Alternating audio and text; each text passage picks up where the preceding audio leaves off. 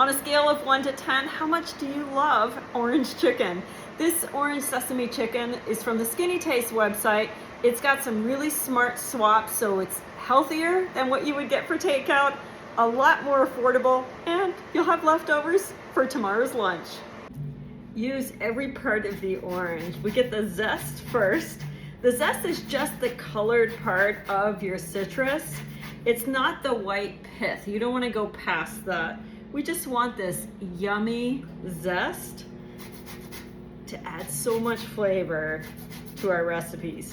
And if you don't need it for whatever you're making that day, just put it into a sandwich Ziploc bag into the freezer, and you'll be able to use it later on.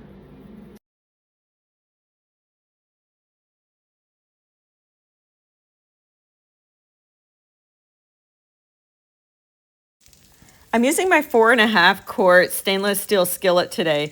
Add a little bit of sesame oil in the center. This has a low smoke point, so you don't want to have it too hot.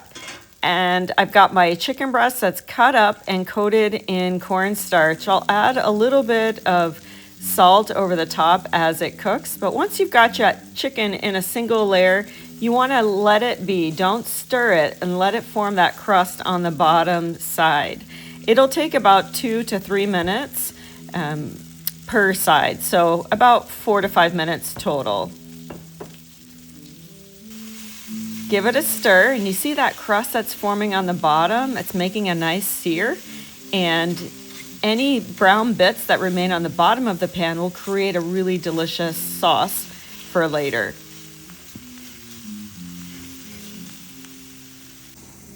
Do you see that crust on the bottom? I add a little bit more sesame oil, and now some garlic and ginger goes right into the skillet.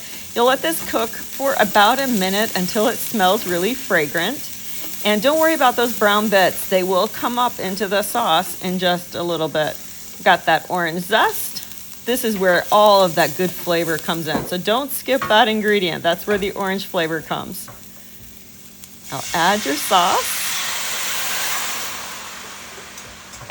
And as the sauce starts to simmer, the bottom of the brown bits will come up from the acidity. There's orange juice in the sauce. Anything acidic will help bring up the bottom fond. Let's add the chicken back in. Now, between the cornstarch on the chicken and in the sauce, you're going to develop a velvety, thick sauce with that orange. See how it's getting nice and thick? And look at the bottom of the pan. It's clean. This is just about ready, and it smells absolutely amazing. It's all ready to plate up. I have some steamed jasmine rice, air fryer broccoli, and we'll just add some of the chicken. Now remember, I did a double batch of the sauce because we're serving it with rice, wanted it a little saucier. And we'll garnish it with a few green onions. A couple more. And there we go.